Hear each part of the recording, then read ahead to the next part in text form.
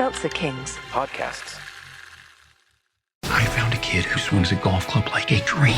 I'd like to try to qualify him for the U.S. Amateurs. Coming to Apple TV Plus. What's your name? I'm not into older guys, but I'm flattered. A new comedy series, Stick. I don't want to go on this trip. Your mouth's saying one thing, but those eyes are saying something else. From the home of Ted Lasso. This is your shot at redemption? This is your mulligan? Owen Wilson. This game takes and it takes. The game's finally giving me something back. Stick. You know Arnold Palmer? Iced tea, lemonade, mix it. I'm missing a nap for this. Streaming June 4th on Apple TV Plus. Oh, I'm sure you guys were quite prepared, Gavin. You had all those tea and biscuits left over in air raid shelters from the Blitz. Ass. The following podcast contains tobacco, swear words, and yes, alcohol. Explicit language.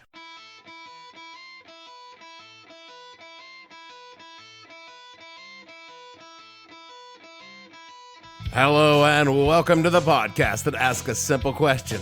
After all you did to get ready for it, when you came out of your bunker on January 1st and nothing had happened, what the hell were you thinking?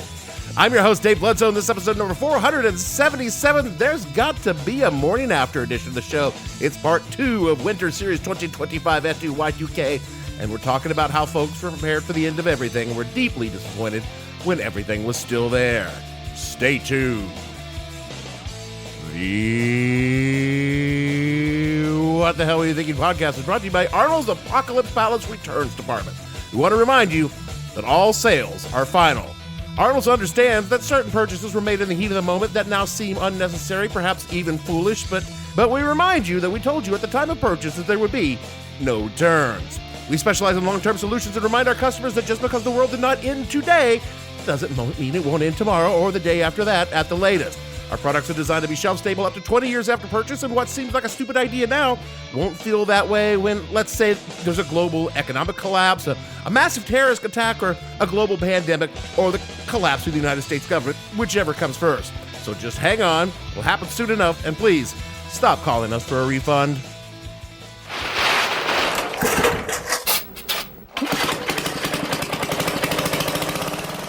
Todd and his family are preparing for the downside of Y2K should it come to pass. There's people out there that I've talked to that said, there's nothing going to happen.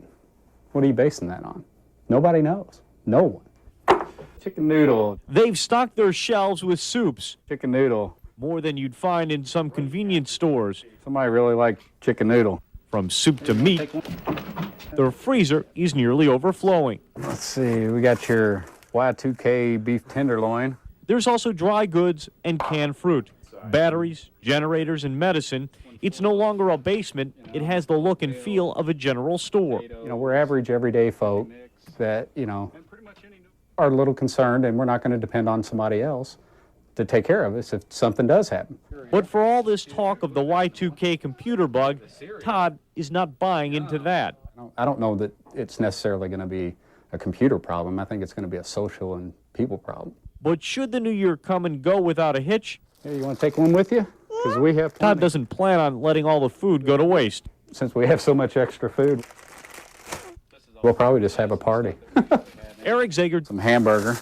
WHAS 11 News 19. I told you last week how I spent New Year's Eve for Y2K. Drunk and alone. But in the months preceding that rather pathetic night, there were conversations in our household. Like most Americans, we were rightly concerned. The world is about to end! We need to do something! I mean, none of us were particularly worried about it, but we did make some preparations. For example, we had a Y2K kit. I mean, it was a box of MREs that predated the first Gulf War that my housemate Paul had gotten off someone and brought them home, calling them our insurance plan. Very droll. Mind you, these were not the good MREs. They had been rat-fucked big time. There's a small rodent problem. Well, in the military parlance, rat-fucking meant that someone had gotten into the box of MREs and taken all the good ones, all the ones that anyone would actually eat, and left the shitty ones behind. I don't know how familiar you actually are with meals ready to eat. Not in the least. But modern packs are fucking gourmet meals compared to the shit we had when I was in the military. First generation MREs, or meals refused by Ethiopians, as we like to call them. Not cool, dude. Were universally bad. But some were way worse than the others. The beef stew, the chicken with rice, they were edible, particularly when doused with the Tabasco sauce that came in the bag. The pork patty was disgusting. It was a dehydrated chunk of pork parts that resembled a McDonald's hash brown and tasted like, dehydrated chunks of pork parts. But the most singularly loathed entree item was menu number 4, the omelet with ham, which was a congealed glop of yellow and pink with a thick coat of slime. That sounds awful. And it tasted worse than it sounds. Also, these early MREs, there were no heater packs, so that slab of yellow and pink slime had to be eaten cold. I think I'm gonna be sick. And it was paired with what was said to be potatoes au gratin, but it was just an orange brick of grainy potato parts. And the cheese spread, which came in that pack, which was usually hard as a rock, could be used in hand-to-hand combat.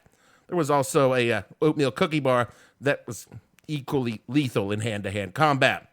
And then there were the crackers, which was the only edible item in this particular MRE menu. This MRE was called the Vomlet by the troops. They have a Vomlet today. It is a vegetarian version of this, which is said to be equally as bad, although I don't know how that is remotely possible. So yeah, this entire box was nothing but Vomlets, and that constituted our Y2k survival kit, our trade goods. Because God help us if Y2k had come, because if we tried to use them as trade goods, we probably would have ended up being eaten, because cannibalism is preferable to eating a goddamn vomlet. Which brings me to this week's topic and part 2 of Winter Series, the folks who came to be called preppers. In the years and months that led up to January of 2000, the media took enormous delight in sending out reporters to film folks stocking bunkers and moving their families out to remote desert hideouts. So this week, we're going to talk about the Y2k Prepper Movement, both the silly and the serious. Now, as we usually do. And just going right back to the beginning. Well, we're not going all the way back. It's not following the migration of Homo sapiens out of the Great Rift Valley, but further back than is generally considered the earliest survivalists, which is, of course, Is that the preferred nomenclature?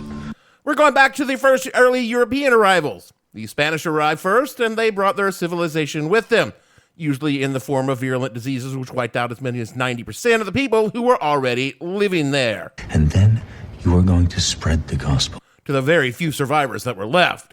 The Spanish got here and they spread out to spread as much smallpox and Jesus as they possibly could, and when the English arrived, well, they tended to stick to their little enclaves. They would, of course, sicken, murder, and enslave, plunder the indigenous people, but they kept it close to home. The French did things a little differently. They did the enclave thing there, but a lot of French dudes went out on their own, surviving off the land with the knowledge of the native folks. Yeah, sure, they brought some diseases, but by the time the French got here, the Spanish had already killed most of the vulnerable. French trappers and traders, coureurs de bois, as they were, or woodrunners, as they were called, were the earliest survivalists that weren't born here. They would travel among the natives, buying, selling, trading, marrying, settling down with the tribes, and one Jesuit described them, according to Wikipedia, quote, the sort of person who thought nothing of covering 500 or 600 leagues by canoe, paddle in hand, or living off corn and bear fat for 12 or 18 months, or sleeping in a bark and branch cabins, unquote. And when America became a thing, American frontiersmen were the folks who pushed past the settled lands looking for anything from furs, gold, and land far away from their annoying neighbors. Names like Davy Crockett, Daniel Boone, and Kit Carson loom large in the mythology of America. And as more Americans spread west, burning, killing, raping, and stealing as they went... Why are you being so mean? Because when a nation commits genocide, it's usually good that someone remind them that they did that, even if no one wants to hear it. Where was I? Oh, yes. Frontiersmen became mountain men as we expanded further west. These odd fellows out back and beyond, either fur trading or looking for gold and silver. Modernized will recognize them from various movie representations with their authentic frontier gibberish. If you don't get back here, you'll pass. Can they stay to winter? Ain't no way that nobody's gonna leave this town. What all of these mythic figures share is independence, resilience, and the ability to live outside the societies from whence they came. These are also the ideals that modern survivalists / preppers aspire to emulate. It was the Cold War and the threat of nuclear annihilation that created the modern survival movement. The threat of nuclear war caused many Americans to build backyard bomb shelters and other Americans to make plans to actually move to a retreat. From historycooperative.com, quote, in Don Stevenson's 1967 book, Retreater's Bibliography, in which he encouraged people to build a survival retreat in a remote location, he coined the term retreater, and he outlined tactics such as recycling materials and using renewable energy, unquote. By the mid-1970s, retreaters, which to some had a pejorative aspects, became survivalists and took on a more aggressive even militant stance. I don't know if we can trust our government anymore. And this only became more so in the 1980s and into the early 1990s. I should pause here for a minute to speak candidly, because you see, I have a friend. I rather doubt that. I have a friend who preps. He's a strong advocate for maintaining a store of preserved food and medical supplies, the ability to raise your own crops, sustenance hunting, general preparedness for disaster, including the ability to defend oneself and one's property. And yes, his politics are much further to the right of mine, but he's not some kind of loony living in a bunker lining his property with booby-trapped IEDs, and the overwhelming majority of people who prep are like my friend Buck. I simply believe that it's much better to have something and not need it than to need something and not have it. And this kind of thinking ought to be respected, even admired. So what comes next does not reflect people like my friend.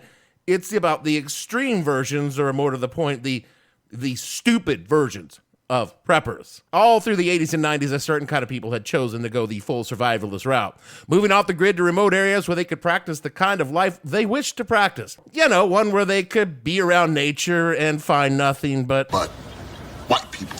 Hand in hand with this white separatism was a strain of religious fundamentalists that said that the man was king of his castle and his women and children were property. These folks were known to the general public largely through some disastrous decisions by law enforcement, but were generally considered kind of loony. And then along comes Y2k. Oh boy, oh boy, oh boy, oh boy, oh boy, oh boy. As the awareness of Y2k moved in from the province of computer programmers into the public, the media began to pick up on it. At first, of course, it was centered around trade publications, but then mainstream publications, always on the lookout for a story like this because... to cause panic. And panic sells papers and gets good ratings, started their own. From a recent New York Times article looking back, quote, the Times took the year 2000 software problems seriously, too. From 1998 through the first few days of 2000, the newspaper published nearly 140 stories about Y2K, based on a count of articles in the Times archive, unquote. Similar stories ran in all the major papers. The TV networks ran stories on the issue and the work being done to avoid it. But at the same time, on the less reputable side, a whole different kind of story was beginning to grow. From the bastion of journalistic integrity that was the show Hard Copy. Hi and welcome. I'm Kyle Kraska. It's the glitch that could spell disaster for millions of computers. Y2K has users unplugging their PCs and preparing for the end of the world.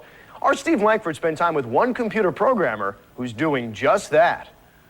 This is our well, our source of water. He's like a modern-day Noah, building his own kind of ark in the desert and warning anyone who listened that the end could be at hand. If I can get even a few people to prepare early, that's better than panicking late.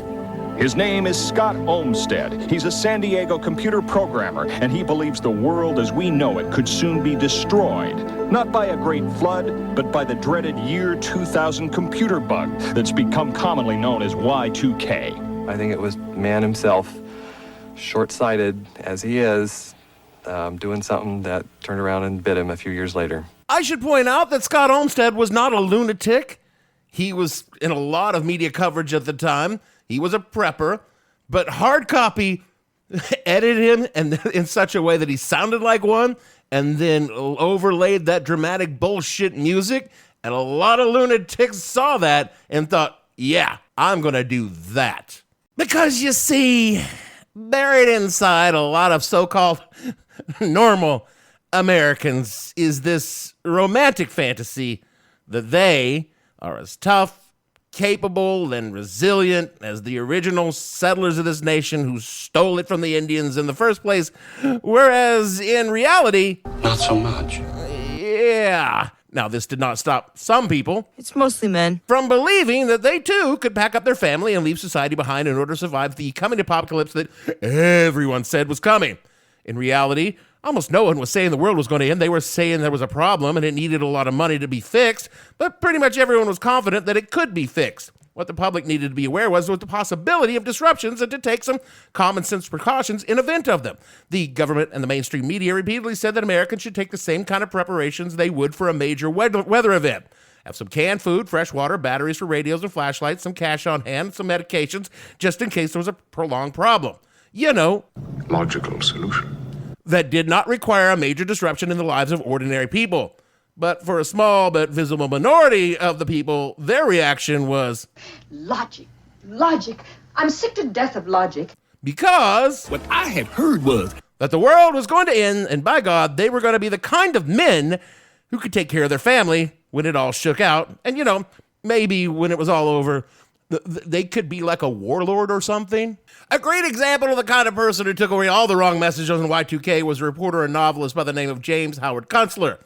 Kunstler was, and is, the kind of man desperately unhappy with modernity and his place in it. He's a loud critic of everything he disapproves of, and he disapproves of pretty much everything except, of course, Donald Trump. Why am I not surprised?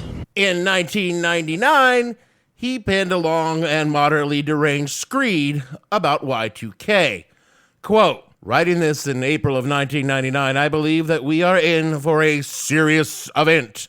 Systems will fail, crash, seize up, cease to function. Not all systems, maybe only a fraction, but enough, and enough interdependent systems to affect many other systems. Y2K is real. Y2K is going to rock our world. People will consequently suffer. I don't know how much. Some people may lose their lives, but more likely at the hands of a disabled medical establishment than because of civil disorder, loss of power, starvation, bad water, or other projected horrors. Though these two are possible. Some will suffer loss of fortunes, some of any income whatsoever, and many something in between. Quite a few will find themselves suddenly without an occupation and with few ideas about how to make themselves useful to other people without occupations themselves. Many will suffer a loss of comfort and modern convenience, and if that goes on any longer than a week, it may escalate into the serious problems of public sanitation and infectious disease, unquote. This was from the sane portion of his essay. It gets much darker really fast. And also seems to feature a lot about the economy. But again, Howard is very much a libertarian. He goes on to assign blame to anyone he dislikes, which is everyone, praise right-wing fringe figures, big in the prepper movement, and generally fearmonger to anyone who will listen. And being a famous novelist, well, there were quotes around that, it was a bigger audience than it ought to have been.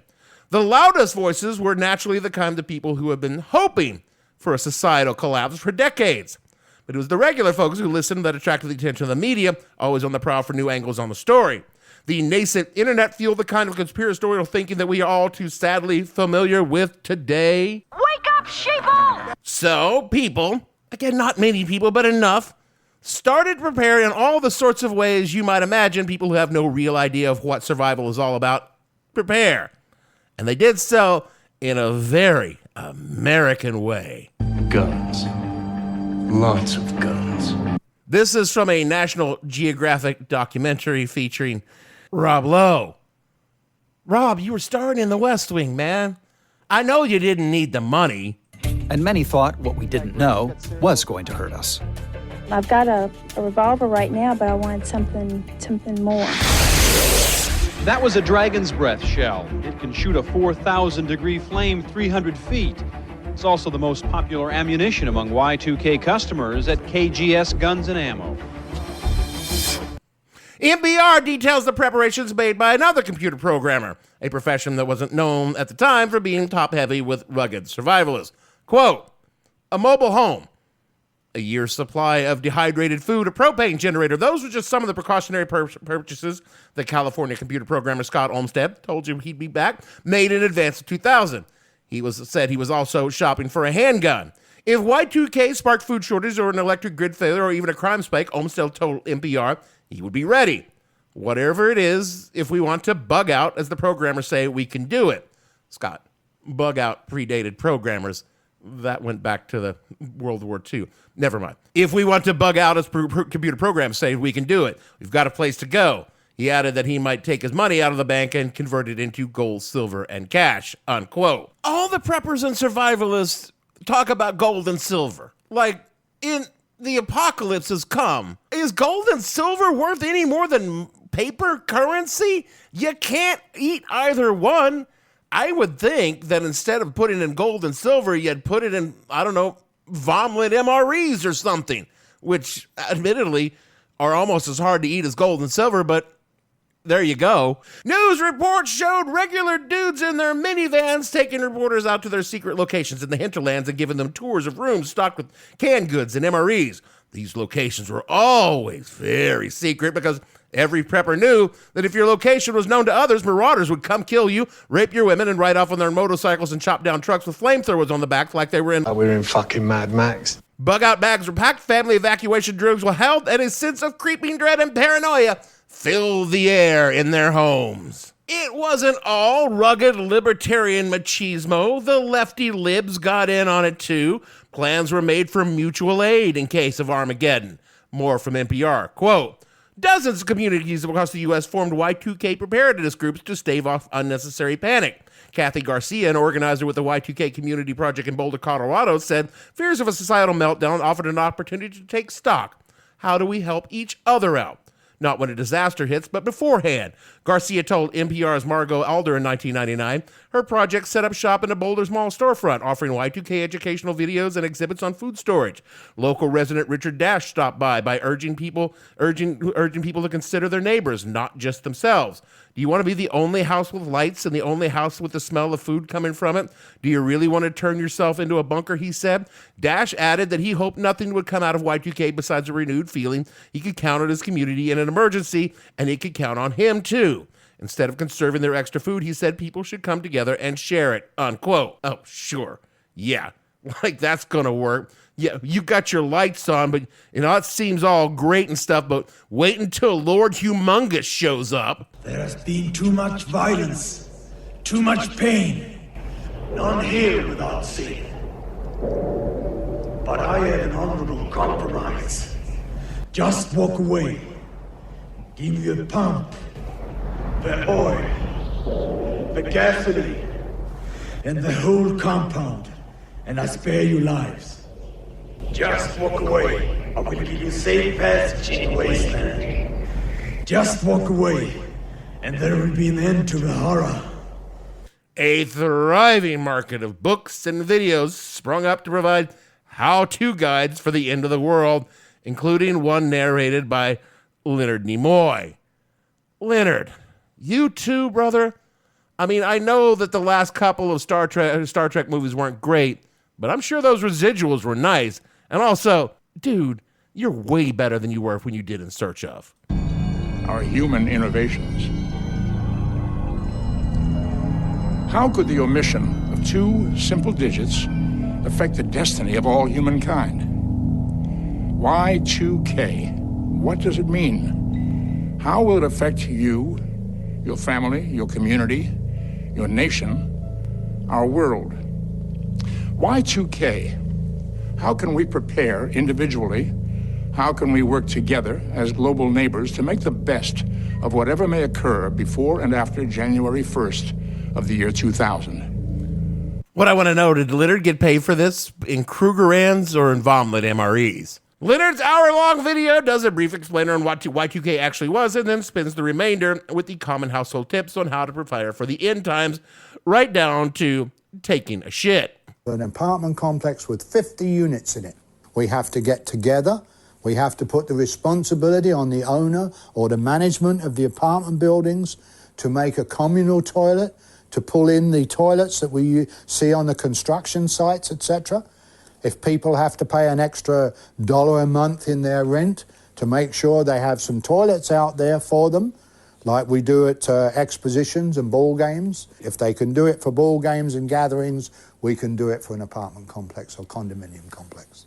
CNN looked back on the video for a Y2K documentary a couple of years ago, saying, quote, as the doc makes clear, it's not that there was no cause for apprehension, only, as is so often true, many of the reactions quickly devolved into overreaction, making it hard to separate the sober analysis from the science fiction and charlatans. The alarm bells prompted a spike in gun sales, naturally, but the scientific and technical Cassandras intertwine and intermingles with those whose fears were tinged with biblical prophecy. Although the government acknowledged that it was working to avert any such disaster, the footage makes clear that there was ample interest in hearing from doomsayers and those issuing dire predictions, in turning someone like a computer expert Peter DeYager, remember him from last week, into a sort of celebrity. He got into the spirit. DeYager shows up for one appearance, as his interviewer notes, wearing a Y2K tie. unquote. Most illogical. Mental Floss spent far more time than I ever could digging around these books and videos for nuggets, and I'll just borrow their work to highlight some of the more interesting tips they found. Things like, quote, squirrels and pigeons are tame, and many will come right to your hand for a speck of food, and none are expecting to be trapped, snared, and hunted. The author of 101 Ways to Survive the Y2k Crisis said, if you're not careful, you may inadvertently attract these desperate and potentially dangerous people to your home. How? By running your generator, having lights shining brightly, and making noises associated with modern civilization. A word to the wise, the book intoned. Don't try to warn everyone about Y2K. Don't tell everyone what you're thinking of doing for Y2K survival and expect to get verbal encouragement from them before you act. Make your decisions based on the facts and then prepare quietly and consistently. Sell off unneeded luxury possessions to raise yet additional cash, the book advised. You will need cash to purchase items you see listed in the appendices, unquote. Pod friends, that last line I just said, you will need cash to purchase the items you see listed in the appendices. You should note that because it is very important. Because the one common denominator in all these videos and books and hundreds, if not thousands, of crudely coded HTML websites is that you're going to need supplies, and Oh, I see it now. they are here to sell them to you. Starting in late 1997 and then exploding in 1998, going into early 99, the market for prepper supplies was incredible. From the Los Angeles Times, quote, as anxiety swept the country last year about the frightening fallout from the 2000 computer glitch, sales of freeze-dried products soared at Alpine Air Foods. In the summer of 98, it went bonkers, recalled Rod Allen, sales manager at Alpine Air, a leading freeze-dried food processor based in Rockland, California. Our sales tripled, and expecting the bonanza to continue through the new year 2000 at least, Alpine Air built a new facility, 9 times the size of its old plant, with twice the canning capacity, unquote. Like I said, the official list from the government was what I mentioned earlier, a few days food, water, medicine, and cash. But the list from survival suppliers, it's rather longer. From a contemporary prepper website. Quote, alcohol, rubbing alcohol, antibiotics, natural fish antibiotics, antibacterials, antiseptics, neosporin, polysporin if you're allergic, ammunition, aspirin alternatives, axe, hatchet, sharpener for wood chopping, Pulaski hats, Big Berkeley water bags, filters, blankets, Mylar blankets, fleece, wool blankets, bleach boots, hiking and work boots, bullion cube, borax, burn barrel, bucket openers, buckets of emergency food, beans, corn, cereal, oats, pasta, popcorn, powder, milk, rice, sugars, wheat, bug out bag, cable ties, canteen, water bladder, canned food, canning lids, carbon monoxide detector, camp stove, camp soda shower, camp suds, charcoal, activated charcoal and charcoal briquette, compass and maps, composting toilet, communication, cell phone, radio, weather radio, CB, ham radio, two-way radio, walkie-talkies, candles, emergency candles, and candle making supplies, can openers, multiples for redundancy, carts, hauling food, hauling water and equipment, chemical suit, chewing gum, cigarettes for tender and bartering, citrus, prevent scurvy, malnutrition, cordage, paracord, colloidal silver, coffee package for long-term food storage, coffee filters, copper dehydrator, duct tape, dental aid, dental medic kit, dental wax, dental braces, dental hygiene supplies, dental floss, toothbrushes, toothpaste, mouthwash, which is an antiseptic, disinfectants, chlorine bleach, stearamine tablets, drink mixes, powdered milk, and other emergency drinks, essential oils. When medicines are not available, preppers will turn to the wisdom of the centuries with tinctures and essential oils, electrolytes, Pedialyte, salt, stick electrolyte capsules, emergency radio, Epsom salt, ferro rod, flashlights, LED, hand crank, and solar, pandemic masks, firearms, guns and ammunition, fire extinguishers, fire starters, Bic lighters, matches, ferro rod, Zippos, Fresno lens, freeze-dried foods, buckets of potatoes, fishing gear, fishing poles, fishing reels, fishing line, fishing lures, swivel, stickers, box, tackle box, first aid supply, bandages, butterfly bandages, finger cuts, finger splits, smelling salts, see also medic bag, fuel, kerosene, propane, white gas, also charcoal, gas mask, nuclear, biological, chemical gas mask, gardening tools, rake, hoe, planter, see also shovel and spade, generator, grains, grain mill, hammer nails, heirloom, non-GMO survival seeds, home defense tools, barbed wire, homestead supplies, chicken wire, AK poultry netting, garden staples, hunting, alternate gear, includes BB gun, crossbow, snare wise, slingshot, pellet gun, hygiene for dental, hygiene personal, soap, shampoo, paste, hygiene, others, diapers, paper and cloth, sanitary napkins, tampons and cups, adult diapers, hydrogen peroxide, immunity boosters, vitamins, knives, fixed blades, knives, folding knives, lanterns, laundry, off-the-grid washing machine, centrifugal dryer, washboards, clothespins and washing lines, plastic bags, hazardous waste bags, garbage bags, Ziploc bags, protein bars, energy bars, cereal bars, granola bars, manual kitchen tools, manual knife sharpener, juice press, corn husker, heavy-duty apple potato peeler, pea sheller, mason jars, pressure cooker for home and canning, prescription medicine, minimum 6 ounce supply, salt, saw plus sawhorse, clamps, screwdrivers and screws, sewing kits, sewing notions, needles, threads, sewing all, patterns, treadle-powered sewing machines, soap, solar chargers, cell phone solar batteries, shoe repair, inserts, laces or thin paracord, rubber heel savers and shoes, shoe goo, shovel, spades, spices, super glue, survival guide, tarps, green or camouflage, not blue, key, tent, car, camper, recreational vehicle, temporary shelter, bug out location, thermometer, no touch infrared or disposable, a digital or analog, Vaseline, vinegar, vehicle essentials, jumper cables, fluids, tire repair kit, tire chains, toe straps, WD-40, wood, season, water bob, bathtub, water liner, water purification tablets, water filtration system, gravity-fed water filters like a Berkeley or Lifestraw water storage. If you have kids, you want a 200-gallon water tank that will ensure the family of 4 has water for 3 months. Yeast, Zearpot, or alternative refrigeration, unquote, all of which are available either here on our website or through our affiliate links, unquote. Y2K was more than just a good idea, it was good business. For a while. By mid-1999, the prepper market had largely collapsed as it was becoming clear the problem was actually being addressed. More from the LA Times. Quote, few companies were well established. Most, however, started up because they saw a chance to sell everything from $2 flashlights to $800 wood-burning stoves.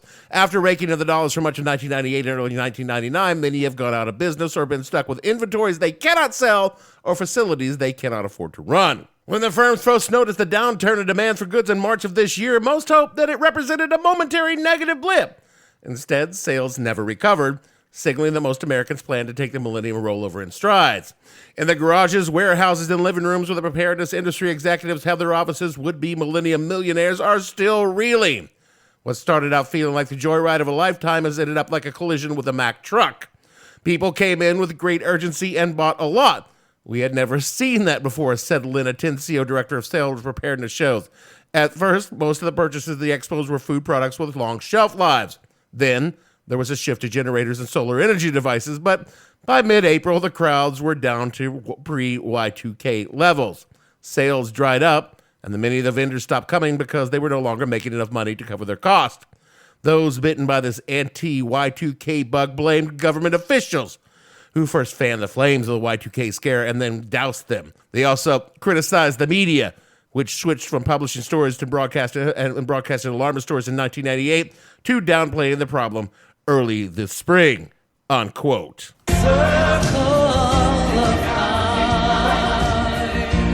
And the panic died down. The millennium came and went, and most preppers just returned to their normal lives.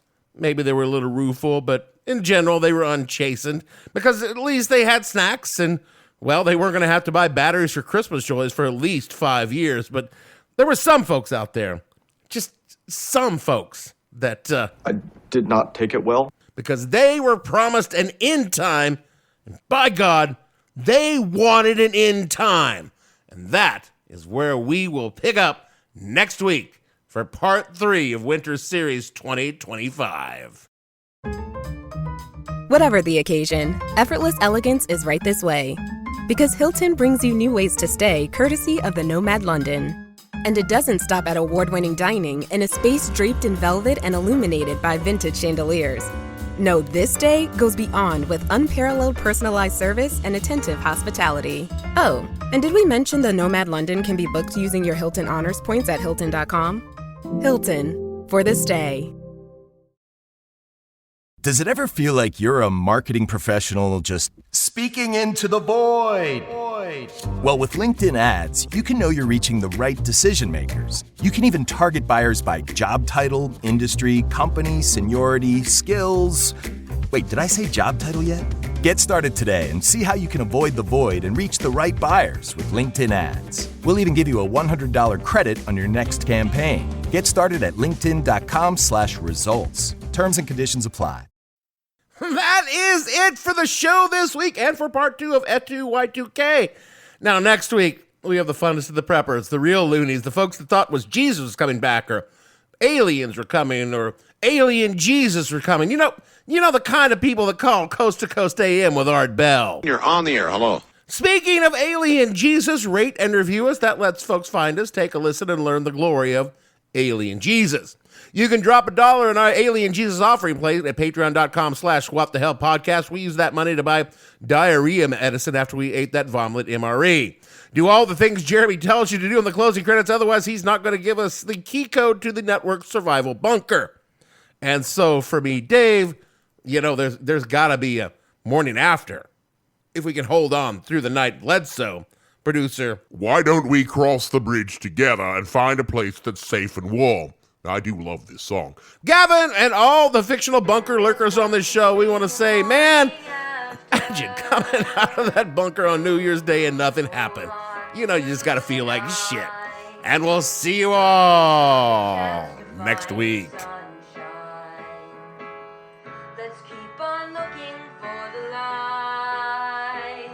What the Hell Were You Thinking stars Dave Bledsoe and features Gavin St. James and several fictional minions. The show is produced by Kimberly Steele and a part of the Seltzer Kings podcast network.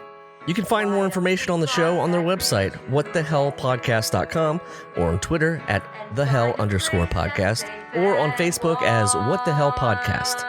Thanks for listening. I have no ending for this, so I take a small bow. Jesus. You said it, man.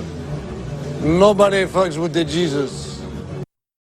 Seltzer Kings Podcasts.